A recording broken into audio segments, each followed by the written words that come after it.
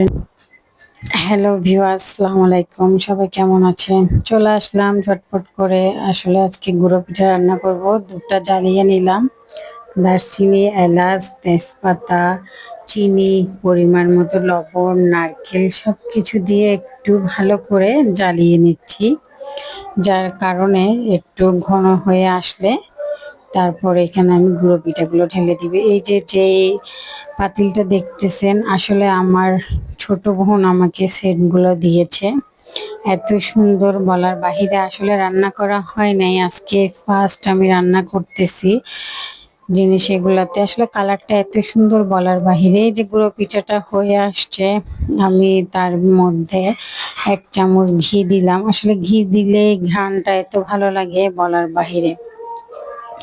তার সাথে দেখেন আমার ডিশটার কালারটাও অনেক সুন্দর। আজকে ফার্স্ট রান্না করলাম। কেমন হয়েছে আমার গুঁড়ো